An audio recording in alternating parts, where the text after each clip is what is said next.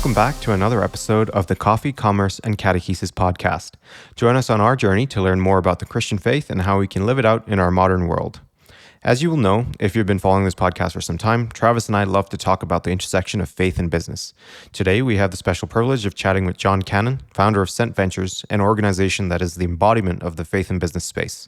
Over to you, Travis. Thanks, Rigel, and thank you everyone for tuning in for another episode of Coffee, Commerce, and Catechesis. Yeah, as Rigel mentioned, we're chatting about the intersect of the faith and what we do in our secular lives, which is work in the world of business. And we have a guest who can talk about that probably better than anyone with us.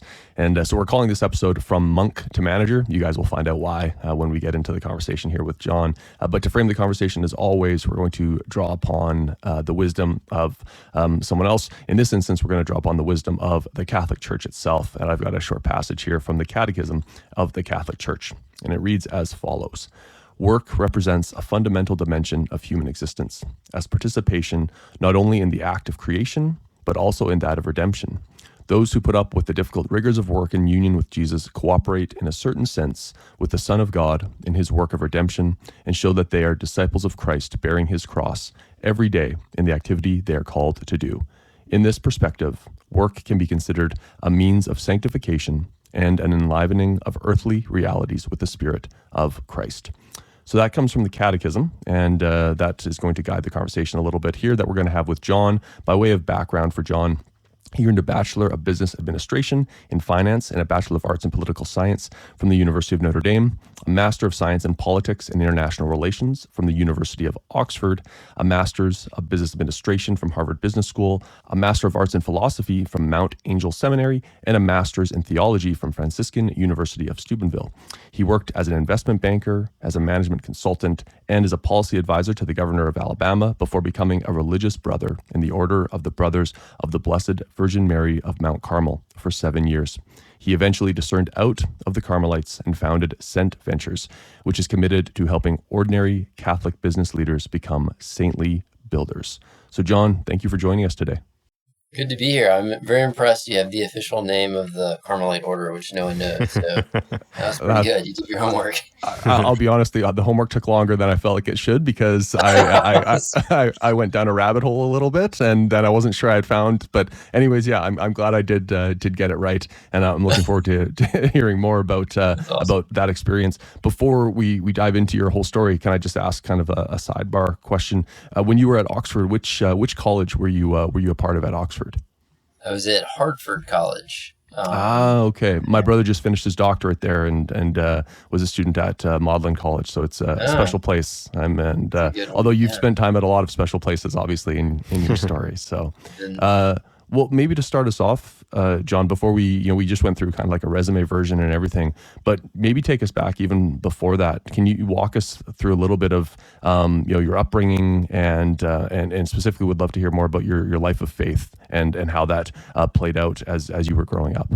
Yeah, sure. Well, thanks again for having me and look forward to the conversation. Grew up in Alabama, and my dad and his family were Lebanese, very devout. He was a daily communicant, prayed a lot, kind of walked the walk. Was always kind of drawn to that and inspired by him and the Lebanese family, but didn't really own it myself, own the faith. Like, I'd gone to I went to secular schools growing up, and so it was something that was attractive to me, but wasn't like an operating principle for my life. And didn't have a lot of catechesis. Good plug to your podcast title here, and the importance of it. And so it wasn't until skipping ahead a little bit after business school, I had an intense spiritual experience that changed everything, and it's like, wow, God's real, and He's inviting me into a relationship with Him, and that's kind of what catalyzed more of a spiritual journey. So, John, it's not uncommon for us to, encounter cradle Catholics, myself included, who, grew up not very well catechized. But would you say that you ever got to a point where you felt like God wasn't real? Because you just mentioned that, you realized through this experience that He is. What was the kind of your spiritual state going through all that? Yeah, good question. I think I always believed that God was real and God existed. Like, I think I always believed that. I just didn't, I didn't act that way. That wasn't my actions and lifestyle wasn't consistent with that. And I think you can rationally assent to God existing, and but not really like know what that actually means in terms of how you should live, or like the way you're living is like, oh, it's fine, everyone else is doing it, and what's the big deal? God loves me, and so and so I so the themes I think in my journey were like really chasing success, and going to the right schools and getting the right jobs and like working extremely hard, which there's good in that. I mean, there can be virtue in that also, but I think it was wasn't certainly, it wasn't purified in my case for sure. And then also, I was like partying hard too, I think during some of that stretch. So, I think God, and I wasn't praying. I wasn't going to mass. I didn't really read scripture. It wasn't a core part of my life. I didn't use the imagination until later. Mm-hmm. And you mentioned there, going to the right schools and everything. Clearly you did that. I mean, your resume speaks for itself. Notre Dame is probably maybe the top, Catholic university, certainly in the United States. Harvard speaks for itself. Oxford, oldest university in the English speaking world and everything. So you clearly did the things that our secular world would say are the things you ought to be doing and everything. But it was after, and maybe you can correct me if I'm wrong, it was after you've done all this. So you've gone to the best schools, you've studied the right things, that you had your spiritual experience. Maybe can you walk us through the path to that, and then if you can share the story of the experience that you had. Yeah, sure. Yeah, it was I went to Notre Dame for undergrad. My dad and a lot of my family members had gone there. My dad would take me to games when I was a kid. He'd never take me after like October 15th. So the weather, the weather was still nice, and it's probably not as cold as Calgary, but it's pretty cold. As I found out my first, Alabama boy, I was rude awakening the first winter. Oh yeah. The moose walks by, and I'm just kidding. There were no moose there, but it was pretty cool. It was quite cold, but I had a great experience there, and that was probably one of my first kind of cultural exposure to the faith, and meeting and had chapel in our dorm room, and so you're just kind of imbued with it, and I think that I became more interested and drawn to the faith through that experience. But then afterwards, you get tossed back out, and and then it's kind of wears off a little bit, and worked in an investment bank, and then went to the business school at Harvard, and it's just not part of the culture there. So it's kind of away from faith, I would say, for the most part. And then about a year shortly after I graduated from business school, my dad, who was in a really bad car accident, the car flipped over. He was ejected from the passenger window. They found him on the side of the road with his scalp peeled back. He was unconscious, blood on the pavement. He was airlifted to the ICU. They did emergency surgery on his back. His back was broken, and they cut it open and put this rod in to replace it. He was in a lot of pain, and I was going to visit him in the hospital while he was recovering, and he was in, his back had been broken, so like any movement is very painful. But nurses or therapists would come in to visit, and he'd smile, and he'd say, "How are you doing? How's your day? Tell me how your kids. Do you have kids? How are your kids?" And this guy's in incredible pain and suffering, but he's focused on other people Wow. and trying to be present to them in the midst of that. And it made a huge impression on me, because I was like, if that was me in that situation, I'd be like, how do I fix this? Make this better? And that was kind of like chewing the back of my mind. Like, that's not like, there's something going on here. This is very, this is abnormal, really. And I was thinking about that. Reality, my dad, and remembering that, and I was looking at this sponge that when he was recovering, and I went back home, there was like this sponge. It was like it's kind of like a lollipop sponge. My mom was using it to like clean the tissue of my dad's back when he was recovering, and I was looking at this sponge, thinking about this, and then it was just like the veil was peeled back. I had the most intense experience of my life. It was like I was crying. Couldn't stand. It was very intense. It was almost like I could, for lack of better language, like see it into my soul. Like I just saw this like cancer within me. It just needed to be. I just wanted to have it cut out. And I remember thinking after that experience, I was like, I know God exists. I know He's inviting me. I know I'm being invited into something different. And it became an all-consuming thing. I went from reading just like only business and political stuff to just tearing through spiritual books. Like that was all I read afterwards. Like. Christian, Buddhist, etc. And that kind of just kept going on that journey.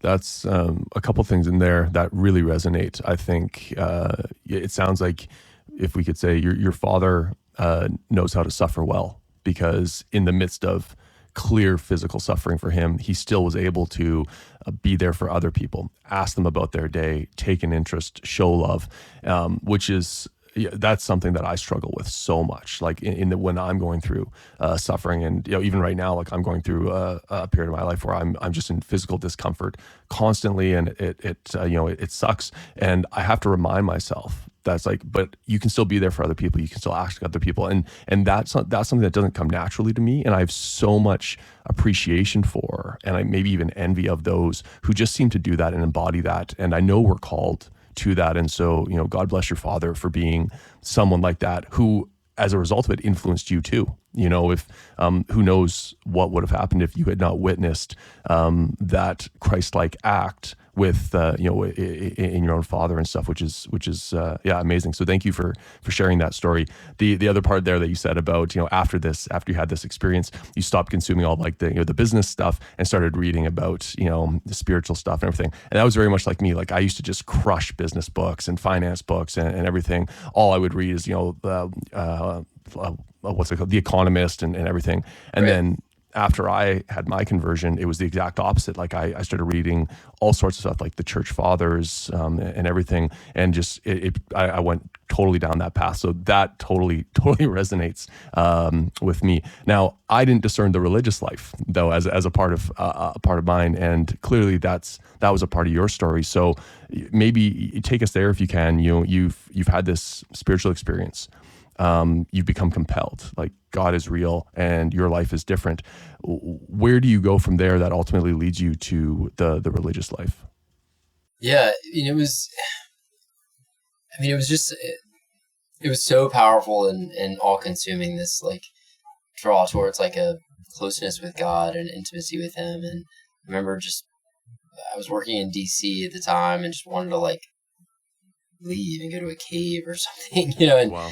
And it was an all consuming thing, and God was just, I think it's just pulling at me so much. And there's just kind of this desire to go into the desert, and just for healing, for allowing him to work on me and transform me, and to be away from a lot of the things that I felt like were keeping me from who he was inviting me to become and who I am, and authentically. So it was like a very powerful magnet, it was just pulling at me.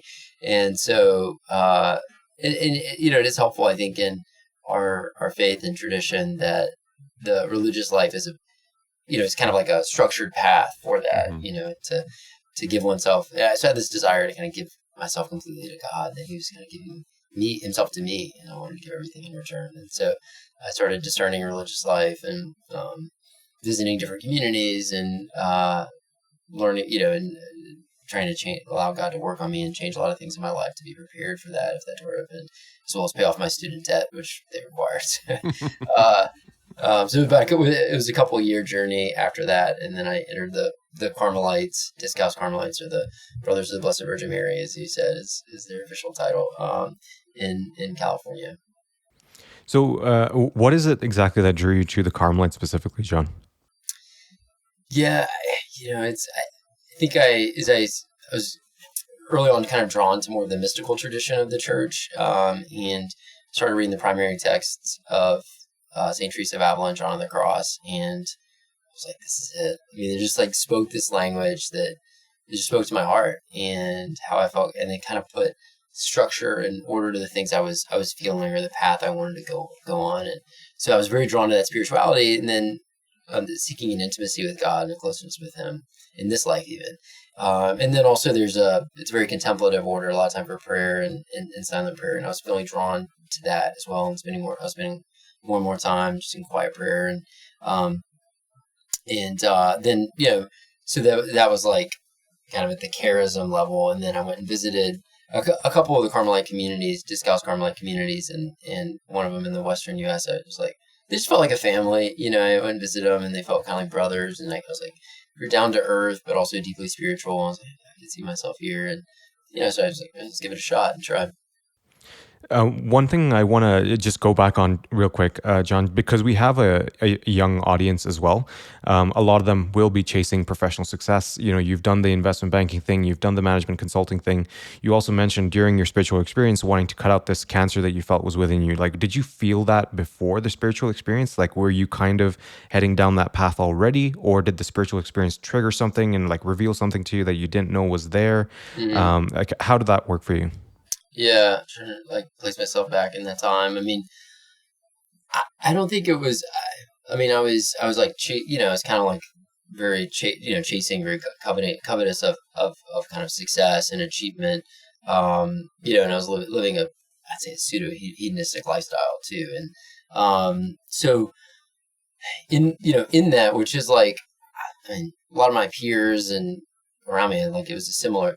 Maybe I was a little bit more on the aggressive end of the spectrum, but it was a similar culture. And so I don't think like I consciously was like, I knew something needed. I think existentially I was not satisfied, and something was off, and I was not in a good place psychologically, emotionally, etc. I mean, I remember when I was in business school. I remember coming home one night. I came home and I sat on my couch. And I didn't have anything to do. I didn't have any like social plans or anything else. And like I was sitting on my couch and it was like dark in the room, and I was like, I can't stay here and sit here. I need to get out and do something. I have to move. Like I couldn't sit alone with myself. Right. And who's it, Pascal, that says, all the world's problems can be solved or caused by man's inability to sit alone by himself in a room. I mean, I felt that like very keenly. And I remember I was like, I started like making plans to go. I was going out like 6 nights a week, and then I'd work all day, and like, and it's just not. It's not healthy. As humans, we need quiet time. We need to create space for God to work in us. And we need healthy relationships with others. And I didn't have a lot of those in my life. And so existentially things were off. And so there was something that was needed, but I wasn't quite aware of it. I think God had to like kind of hit me over the head and break through a little bit for me to get to that place.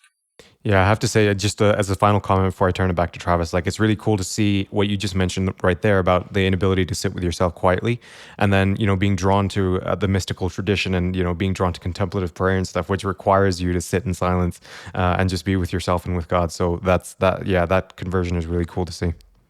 Yeah, I appreciate you sharing that, John, because I think that will probably resonate with a lot of people, especially in our our frenetic, technology obsessed consumerist culture, where it's like so many of us, maybe without even realizing it, are just chasing like the next distraction. It's and with our smartphones as a simple example, like the distractions just come at us. We don't even have to seek them out, and then we can become conditioned to require them. And so I think you packing your schedule so full, and then having a time where you're just like, oh, there's nothing, and just sitting there, and then feeling like, and this isn't okay, like you had to do something. I think that's probably more common than we realize. We just don't talk about it because I think a lot of us would be embarrassed by the inability to just sit with our thoughts. But I think that's probably such a common problem in our culture. I was very similar to you. I got to a point in my life where I finished my MBA, was doing the CFA program, started working in finance, and when there were things that just weren't capturing my attention and time or whatever, it felt like something was wrong. So I'd look for something else to fill my time with. And I don't know that state of being fosters a proper Christian view of the world. And so, John, I think I'd love to hear, for you going from that world where your days were just packed chasing the successes that our culture generally says are the things you ought to be chasing, or at least celebrating if you do. Certainly not saying you should stop doing so. Going from that to living in a religious order, vastly different worlds. So maybe, tell us, for those people listening who have no idea what it would be like to be a Carmelite brother, what does that look like? Like, what do you actually sign up for? What do you actually get yourself into? Yeah, I mean, it's showed up with like just take a little, get rid of all your stuff, and then you show up at the door and you don't know what's going on either, and they welcome you in, and you just get plugged into the.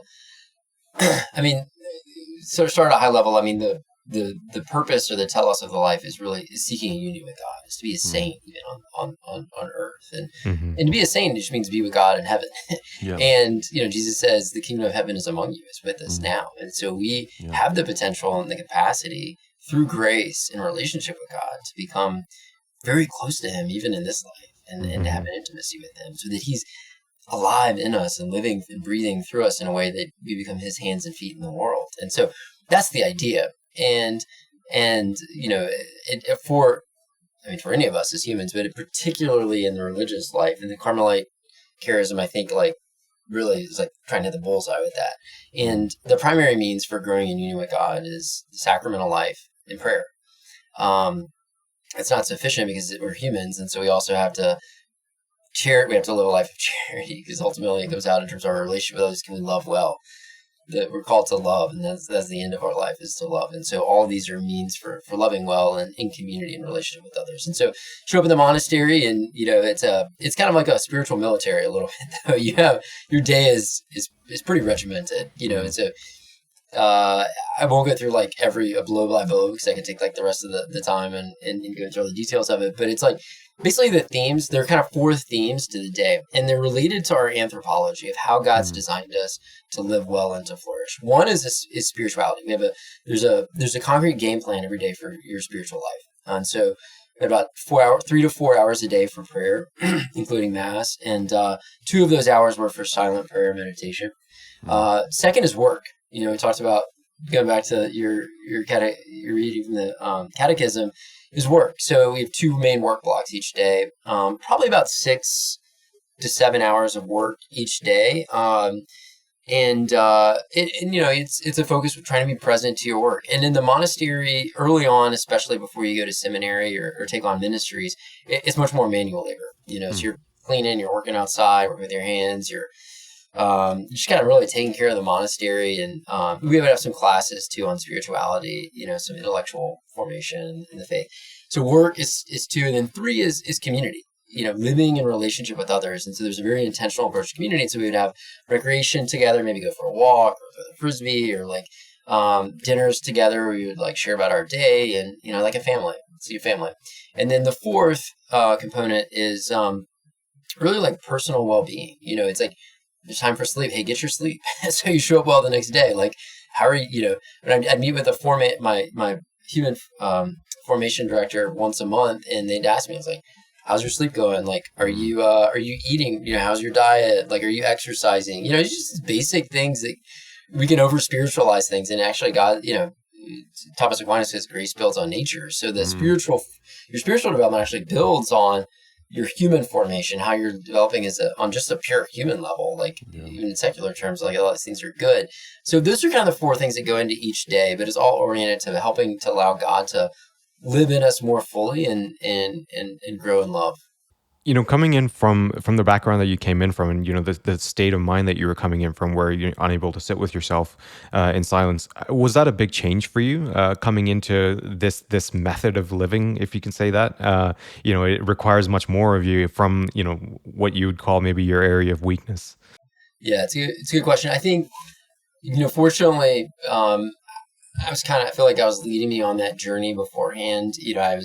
I'd started going to mass during the week sometimes, and I found that, I remember one day I was working on I was doing consulting work at a client project I was working on. It was like really late at night, and I was getting this is after I'd gone through this conversion experience, and I was, still working, and I was getting like really frustrated and like upset. I don't know what it was. I was getting frustrated and anxious about some things, and I remember I started I'm a very analytical person too, and so I started noticing a pattern. I was like, wait, it was a little different than usual, and I noticed that when I was going to mass during the week more regularly or spending more time in prayer, I wouldn't get as frustrated. Actually, I wouldn't. These things wouldn't bother me. I wouldn't get as angry about stuff, or I'd struggle less with temptation. I started noticing that pattern because things would get busy, and I'm like, I don't have time to go to mass now, or I don't have time to do prayer because I got to get all this stuff done. And when I would do that, things wouldn't be going as well internally. And I was like, wait, actually going to mass every day and spending time in prayer is like the highest ROI thing I can do because my life's just way better. And so I was like, I just started prioritizing it and just doing it every day. So I was like, I need this. And so I was already kind of in that habit. I mean, this was the next level. I mean, you're going from like 45 minutes a day and, whatever to 4 hours is a big jump, right? So, I mean, there was like some, you gotta get in the mood a little bit, right? And there's some training that goes into that. But then once you're doing it, like that prayer, like I'd come on home, we'd have a home visit for a week every year. We could visit our family, and it's like I need that time for prayer. You just almost, it's in your bones. Like you're craving that time with God and alone. You just build up that habit for it, To make that really practical, I'm glad that you shared that, because and Rigel and I have talked about this many times. So Rigel, it's a little different now because Rigel and his wife just welcomed a baby, and so their schedule's a little upside down right now. But Rigel does daily mass, and a year ago, my wife and I were doing daily mass, and I loved it. Like I really loved it, and then our schedules got full and I started making excuses for not doing it. And there's a lot of people, and myself included, like I struggle with anxiety. I pack my schedule full. I take on too much and everything.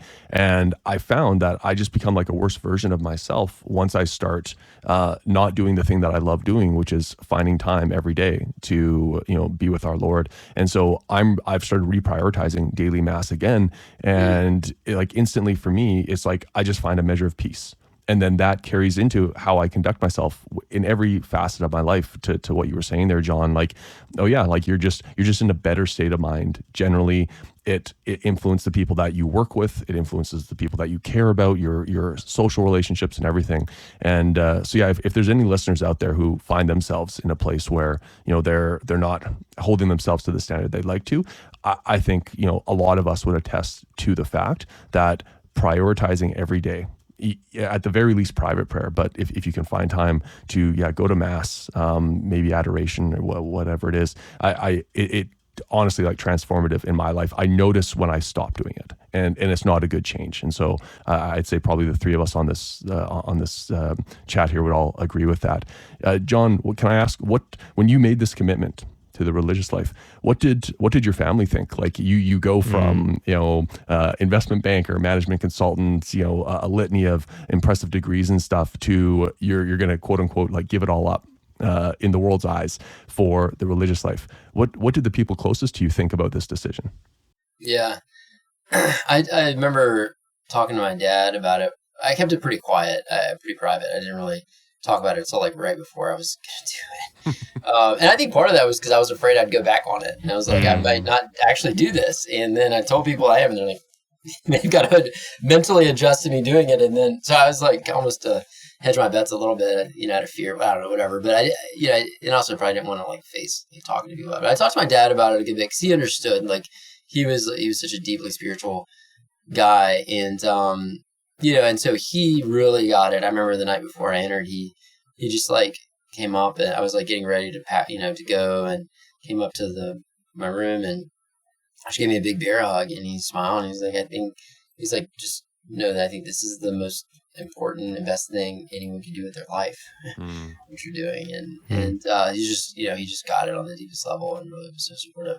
I think the rest of my family wasn't really, is practicing faith as much. And I think they were super supportive. They were very encouraging and supportive. Maybe, I don't know if they, maybe got it at as deep a level as my dad, but they were very supportive and encouraging. And I think that's, and accepting. And so that was a blessing to have that. There's not a lot of pushback. I think, and then some of my friends from, business school and other places were like completely and utterly shocked. I knew you when, I have evidence that whatever. So, they were very surprised. But, there was a lot of support and encouragement. I think people are like, that's kind of cool, so. Yeah. No, that's cool. So, during this process, you're with the Carmelites. What kind of made you discern out of there at some point? Because it seems like you kind of found what you're looking for in terms of being able to spend more time with God, and just that fulfillment that comes with that. So, what was it that it essentially drove you to choose not to go forward with it and to come back into the business world? And we'll get to Cent Ventures eventually. Yeah. It's interesting. I was with the Carmelites for over 7 years in formation. So I was in what's called after to go through some of the like process of it. After the novitiate, people that go through the novitiate are some of them are invited to profess solemn simple vows. So you profess simple vows of poverty, chastity, and obedience.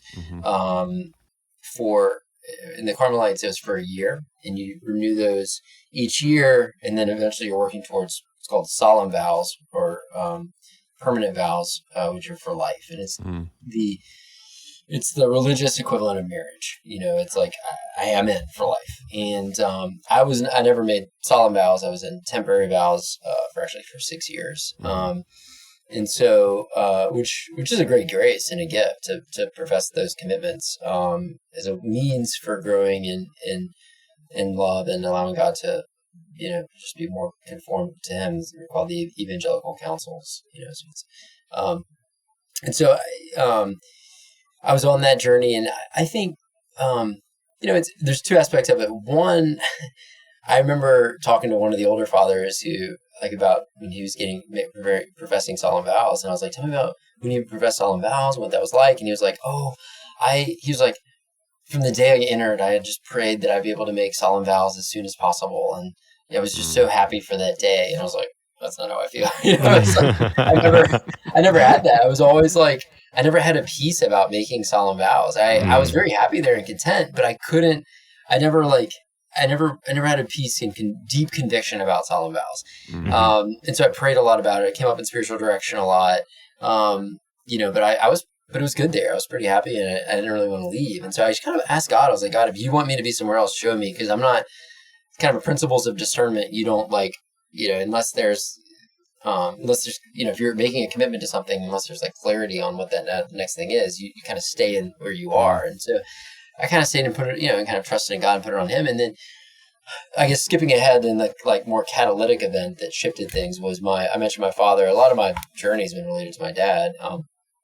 He was diagnosed with a terminal illness about 6 years, when I was about 6 years into the monastery. And the order allowed me to spend, it was around Thanksgiving and Christmas time, let me spend that time with my family, which is the longest I've been at home since I entered. I hadn't been home for Thanksgiving or Christmas in 6 years. And was able to that year, and it was a great grace. I was able to my dad died about 2 months after his diagnosis, and I was able to spend that time just praying with him and being with him, which was one of the greatest gifts of my life. Very difficult period, but was with him when he went to God, and then came after that, we buried him, and I came back to the monastery. I was in seminary in Oregon, and I remember we had a day of prayer and recollection. It was like every month we'd have a day of prayer and fasting, and I was just like praying in this room, and similar to that experience I described to you before, like I had a very intense kind of like experience, like hit me like a ton of bricks, and I just felt God was inviting me to, I just felt much more drawn to like an active life, maybe that my experiences before, I'd kind of buried them, this kind of, I'd started some companies and a very active life, and I kind of buried that for this contemplative life, and I just felt this kind of energy and drive to like dig that up maybe and be more active. And so just working with spiritual directors and my formators, and that was a very consistent pattern. And during this time also, there was a lot of, I don't know, it's hard to explain, there's like this creative energy that was there, like that I did. It was just the grief and the pain was kind of being channeled in that way. You kind of see that in artists too, like very tortured artists, like they have this incredible creativity, and I kind of felt that in a I wasn't like painting, but like in a different way. I had all these ideas, and I was like pouring through the history of like religious orders and studying the lives of the saints, and it's probably the most creative, energetic period of my life, oddly. And so I became interested in how the church had renewed throughout history, and I did a study on about 50 saint founders in church history, like just went deep into their lives and their characteristics, and just saw that they were holy and deeply spiritual, but they were also very entrepreneurial, people like St. Benedict or Mother Teresa or Ignatius of Loyola. And I kind of channeled that into my thesis in theology, and kind of wrote about that, and then started thinking about, well, what does that practically look like today in an applied setting, and then that kind of started leading into ideas about what now has become Sent, which is what I run now as a community and network for Catholic entrepreneur leaders. So maybe, yeah, let's turn to that. 7 years is a material amount of time that you spent in living this religious life of contemplation.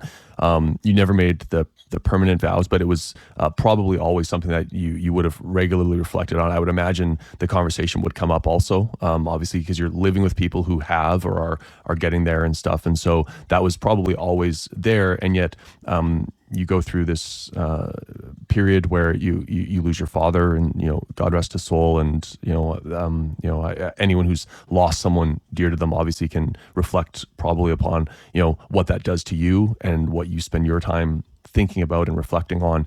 So you use the word catalyst. So if that event was the catalyst for you to start thinking about things potentially that you might not have otherwise, all of that sort of comes to fruition, and you go through this creative period, and you ultimately discern out of the religious life and start a business, and which is what you do now. From a practical perspective, what did that look like? Like to discern out of the Carmelites, what does that process actually look like for you to leave once you've entered and have been there for such a period of time? Yeah, that's a good question. Not a lot of people ask that like as much, but I was in temporary vows. So you profess vows for a year at a time, and for me, I was not going to break that vow. I was. It happens. Some people do. I was not. That was not even an option for me.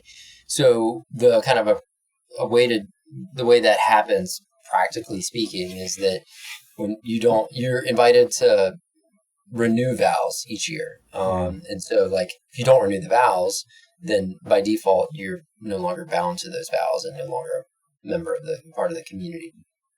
So I guess this experience happened in February. My vows were up for renewal in September. So, I was trying to discern it well. And so I was talking a lot with my spiritual director about it. I went on a retreat and prayed about it. I was pretty candid with my, the order and my superiors about this. And so they encouraged me to take a year off seminary, and it's called a pastoral year. I went to a parish in LA and stayed at there's a Carmelite monastery there, but I taught in the Catholic school, and was in the parish with families and stuff. So it was a way to it was a little more relaxed, and seminary is pretty, kind of working hard. And plus you're in the monastery and you have all these commitments in the community. So it's a pretty busy life actually. And so it was just it was more kind of natural existence. And so that was great because it was, I really loved teaching and being with the kids, and I saw these beautiful Catholic families, and and honestly, I didn't mention this as much, but a part of that discernment was too feeling drawn to marriage and family as a vocation. That was a big part of it too. After my dad's death, this draw and drive to that, and so I kind of saw in these, just spending time with these kids and these beautiful families, there was some confirmation, I think, in that vocational aspect, and so being drawn to marriage and family and start things is not really consistent with living in a monastery with a bunch of men and obedience to so so it was just, I think that theme of transparency, just being transparent and accountable to your superiors and your spiritual director, really bringing it to prayer, and not trying to violate any commitments that I made. The other theme of I think that's helpful for when you're thinking about discernment, big things or even little things also, is that St. Ignatius of Loyola's principles for discernment. And one of them is not to make a big change during a period of desolation. Not to make a big change during periods of desolation.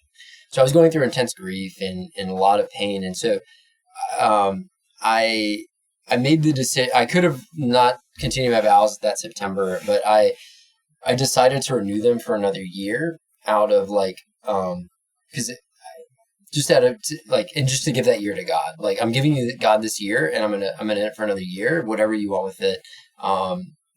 Just to make sure that I'm not doing this out of a reaction or just out of pain, to run from something or whatever. So, so that was another aspect, and that allowed me to spend time with the, teaching the school and to have that experience, which was really good and fruitful for me. So that, so I did another year, and then the vows were up for renewal, and discerned to not renew them at that point, and then it was no longer for the community, and I moved back to the DC area. I had no money or anything, and moved in with my aunt and worked out of her basement. And yeah. That's so interesting. I mean, yeah, the transitions that you've experienced in life are pretty intense. So, first of all, kudos to you for navigating that, and thanks be to God. Um, so you're getting to this point now where you're thinking about scent. Where did that idea even come from? Meaning, like these ideas for companies for some sort of a mission usually starts with some kind of an inkling. Maybe there's like a particular thing that you're drawn to, and then it grows from there. So, like, can you tell us a little bit about how scent was kind of formed in your mind before it became a reality? Yeah, good question. I mean, one, it was this inspiration from these saints that had started, just kind of seeing this pattern that the church, the renewal of the faith has actually been quite entrepreneurial. The faith has transformed my life, and it's really in crisis now, but it's renewed throughout history. It's been in crises in the past. It's renewed historically. Yeah. And disproportionately, those renewal efforts are from these kind of entrepreneurial figures. I mean, they wouldn't call themselves that, but they were identifying needs, often human and spiritual needs. Think of like the corporal and spiritual works of mercy and people around them, and they work to address them. And new life emerges from that. That's a very entrepreneurial journey, even if it's not like starting a, publicly traded company. Mother Teresa, for example, like she, was a school teacher and administrator in Calcutta for 20 years. And she saw, it was in the 40s, there was a war in Bangladesh, and there was a lot of refugees coming in. There's like immense poverty. I mean, literally, you look at pictures online, there were people like dying on the streets. There's like dead bodies in the streets. She would walk by this every day. And it was just horrific poverty. And so she felt compelled to go like bring food or medicine to some of these very poor people, like hidden in the gutters of Calcutta. And she asked permission on her day off to do that. And she was doing that in secret for years. No one knew about it. And that like entrepreneurial approach to just addressing needs in her midst is the gospel too. And then she was invited, she had a mystical experience on a train, come be my light to the poorest of the poor. And she felt called and convicted to start some community that was doing that work at a bigger scale. And so, and that was within decades, they're missionaries of charity in almost every country in the world, and they have thousands of members. And so it's that pattern is actually very consistent in a lot of these saint founders, something very similar to that. And I think of a parallel with, I'd been an entrepreneur, I'd studied entrepreneurship at business school, kind of similar with entrepreneurs. They identify a need, and it's often very organic to their experience, and they start working to address it. And if it's, often more authentic ones end up flourishing. Think about the Airbnb guys, like seeing this pain, this need that they, in their own midst. And so like kind of, and then, so also recognizing that their entrepreneurship is done very well in every sector of the economy, but there's almost nothing in the Catholic space to support Catholic entrepreneur leaders. So it's like, so there's just this disconnect. And so I became interested in like, okay, well, how can these things that are done in a secular context be adapted with a spiritual backbone to support Catholic entrepreneur leaders? And so that, I didn't know the strategy per se, but I just turned out with that kind of like foundation, like, inkling of an idea, as you said. And then I just started like talking to, I was like, started customer discovery, like talking to a lot of Catholic entrepreneurs, like what's been helpful for you in your journey? What would you want to see? What has not been helpful, and then like testing things. And it's kind of evolved, I think, since then. You've just, in like the last 60 seconds, you just dropped a whole bunch of words that I've used in lectures that I've given in the last couple of weeks, because I teach entrepreneurship at a business school. And so you just hit on a whole bunch of things. I think you're exactly right. When we talk about entrepreneurship, really, I have a lecture where we talk about, okay, what is an entrepreneur? Like, what does that mean? Like, there's not a specific educational credential you have to get to qualify for one, right? There's not specific things you need to do. And then you're like, yes, now I am one. Really, we can probably think about entrepreneurship as like a mindset of identifying problems and then trying to come up with useful solutions to those problems that probably people will see value in. And that's exactly it. And I hadn't drawn the connection that you did between, renewals in the church and everything with an entrepreneurial mindset. But that's it's exactly right. And so I really like your explanation there. So maybe let's as we're winding up here, and we've only got a few more minutes with you, John, but tell us about scent. You discern out of the Carmelites. You have this idea that's sort of percolating, not perfectly formed and stuff. Tell us how the idea came to fruition and what scent is all about today as it's articulated. Yeah. So I remember meeting with one founder who's running a company who's Catholic, and I was like, what's been the most helpful thing for you in your journey? He's like, well, actually, I have this group of other entrepreneurs that I meet with, and we just talk about challenges we're facing. We give advice to each other. We help each other out, and it's amazing. It's been like a game changer for me. And I was like, oh, cool. Do you get to talk about faith at all with them? Because he was running like a Catholic company, and I was like, no. I was like, oh, would that be good if you could? He's like, oh, that'd be amazing. I was like, oh, okay, well.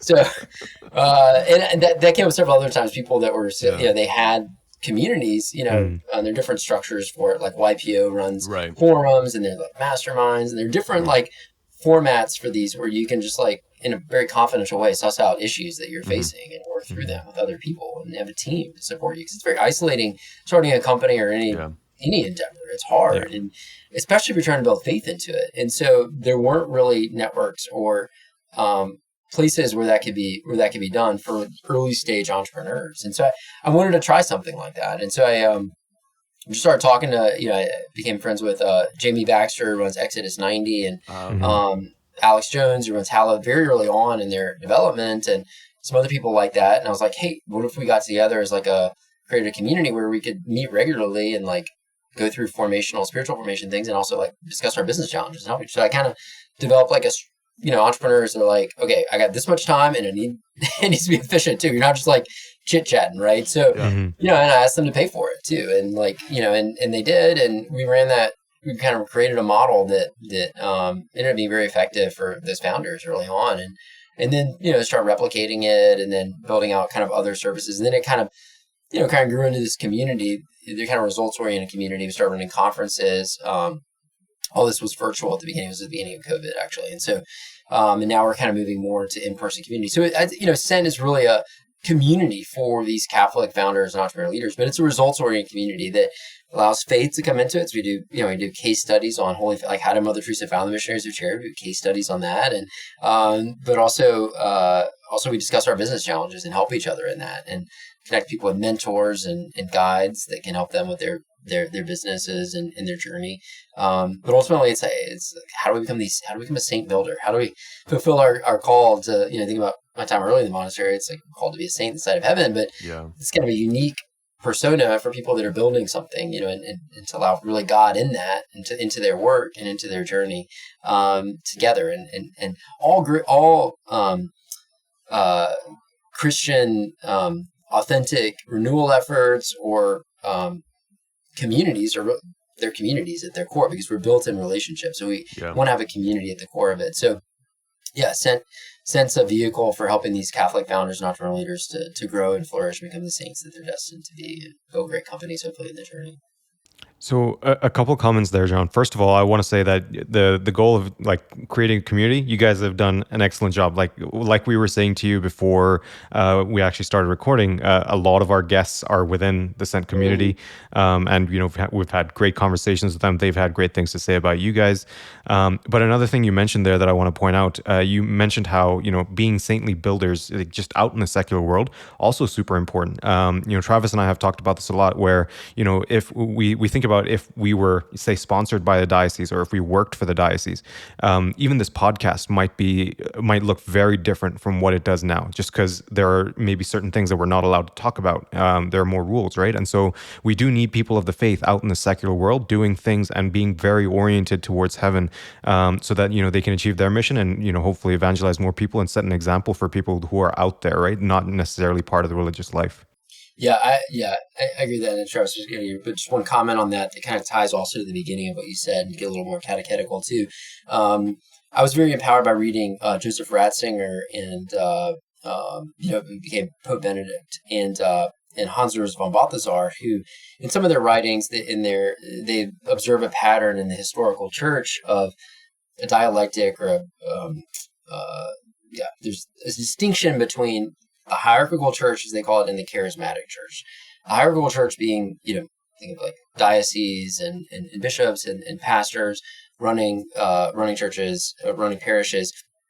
Hierarchical church often is the primary means that we encounter the sacramental life, and that we also understand we get catechized and to learn the faith. and the teaching component of it. But it's not where renewal often happens in the church. Renewal historically has often happened in the charismatic churches. It's on the fringes, on the margins of the hierarchical church. So you think of St. Francis of Assisi wandering around in a sack, in Assisi, he's the charismatic church. And the charismatic church often gets integrated into the hierarchical church. They become an order and they become more, part of the structure of the church. Benedictines, similarly, St. Benedict was like in a cave for decades, outside of Rome, on the margins, and then, finds an order, and then Charlemagne kind of adopts the Benedictine, kind of rolls out the Benedictine model across Europe. And so, it's, there's a dialectic between art, but I think we should feel empowered and emboldened to be, especially in this post-Vatican II context, to be, out in our companies and in lay life, trying to really live the gospel and explore new things with it, with fidelity and obedience to the church and church teaching. But the charismatic dimension is really important for how the church has renewed historically and will be today also. That's awesome. Thanks, John, for bringing that to our attention. I think that's really important, especially as we think about either whether we use the word crisis or not. Like when we challenges in the church, whether at a local level or an institutional level, I think that's important for us to remember that all of us, no matter what our lot in life is, can in fact be a part of, and I'd say we're called to be a part of living the Christian life and sharing it with others and stuff. And we shouldn't be using excuses to be like, well, I'm going to let them sort it out, and then then tell me when the solution is given and I'll follow it. We can be a part of the solution. That's exactly what you are doing at Sent. So what we're going to do here is we're going to put in the show notes in the comments a link to Sent Ventures so everyone can check it out. And I really do encourage people to do so, whether you're in the world of business or not. I think there's a lot that John and his team are doing that should resonate with you if you're a Catholic living in our secular world. Maybe Rigel's going to lead us in prayer here to wrap us up in a moment. But John, can I ask you for, given what you've gone through in your life, your journey through secular education, working in prestigious industries, investment banking, management consulting, then discerning the religious life, and now being back in the world of business. Quick piece of advice that you would give to maybe young people, Catholics who are trying to figure out where they're being called in life and stuff. You have been through a process that most people either don't even realize is one that is a potential option, whether that's the religious life, or they're confused by the constant bombardment of the values of our secular world and stuff. And you've seen both. And so for you, speaking to young people, what would your advice be to someone who's trying to discern where is God calling them in their lives? Yeah. It's been 5 more episodes to talk about that. Or, I'm still trying to figure it out myself too, right? It's a journey, but just structurally, I think there are challenges today because we have a lot of us have so many options and so many choices, especially in the US, Canada. It's like, it can become paralyzing, and then also culturally, I think there's a fear of commitment and investing in things now, and we want to kind of preserve our options, right? And so I think we have to recognize that reality a little bit. So within that construct, I think the most important thing is what we talked about earlier too. It's like taking the daily time for prayer and hopefully going to mass regularly, because God, if we're doing that, we're going to be just more in touch and in tune. Our spiritual antenna are going to be up, and we're going to be more in tune with how the Holy Spirit's going to be leading our lives and what's best for our life. And we're going to have the clarity to be able to make those decisions. So I think that's number one. Number two is, having a good guide for that journey, a spiritual director, mentors, to be able to discuss these things with, who have more experience than us, to bounce things off of. And then 3, I would say, not be afraid to try, not be afraid to try things and take chances and risks and learn in that journey, what's a good fit for us, et cetera. And then, and I think lastly, there's also I think there can be within this, I want to, fear of making commitment or whatever. Some people, I fall in this too. It's like, I've got to figure out the perfect thing, or there's a right thing for me, or I've got the ultimate thing and I got to just figure that out and then I'll be happy, whatever. That doesn't exist. You're not going to find that. This side of heaven, everything is imperfect. And so trusting that where you are or whatever step you take, like if you're choosing between two goods, like discern that, ask for guidance, pray about it, but make a choice. Make a choice and invest your whole self in it in that choice. And God's going to be with you in that choice because none of them are going to be perfect. And you're going to learn more and you're going to grow more by investing yourself fully in whatever choice you've made, and give yourself the best you can to it. And then trust that he's going to keep opening the right doors at the right time to unveil it. And then, okay, lastly, one last point on this is that, like, we can often invert our vocation and think that, like, oh, my work is my vocation. And if I just get the right job or the right, like, get this promotion or whatever, then, like, I'm fulfilled or whatever. And that's not true, actually. Vocation is secondary to the capital V vocation, which is your final commitment in love, which is, the Catholic understanding, is consecrated life or marriage. In some cases it may be single, but that's a kind of an exception. But consecrated life or marriage are the predominant ones. And like, be ready to make that final commitment and be asking God where you're called in that, and help him to lead you to make that commitment, because that's how your vocation is love, as St. Therese said. Your vocation is love, and it's just played out in the context of marriage or consecrated life in your work. And so that having that ordering, I think, is a very helpful mindset.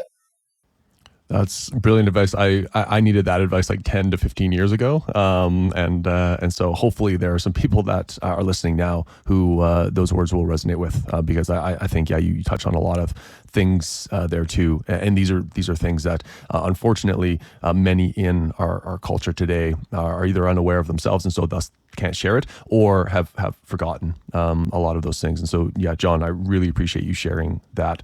Rigel, do you want to lead us in a prayer here to wrap us up today? For sure. In the name of the Father, and the Son, and the Holy Spirit. Amen. Lord, today we thank you for calling each of us to come and serve you in our own ways. You are the meaning, purpose, and end goal of our lives. Help us never to forget that. The conversion of heart that you granted to all of us is a gift, and we know that the gifts we receive from you are meant to be shared. Help us to serve others with our talents and resources, but also inspire others to serve you in their own way. Today we pray especially for John and his work with St. Ventures. We pray for the whole team there. Send down your Holy Spirit to guide their hearts and minds so that they can achieve their mission and do their work well while always being oriented towards heaven. We pray all this in the name of the Father, and the Son, and the Holy Spirit. Amen. Amen. Thank you, Rigel, for the prayer. Thank you, John, so much for joining us, telling us your story, sharing more. We're gonna encourage everyone who's listened here to check out St. Ventures and all the work that you do. You also have a newsletter. I listened to it this morning. I believe it's called Monk Mindset. If you look up John on LinkedIn, you'll find his stuff there. His Monk Mindset is awesome as well. We didn't have time to chat about it, but it is cool. So we really appreciate you coming on here, John, and sharing this with us. And to everyone who listened, thank you for tuning in. This has been another episode of Coffee, Commerce, and Catechesis. God bless you. God bless.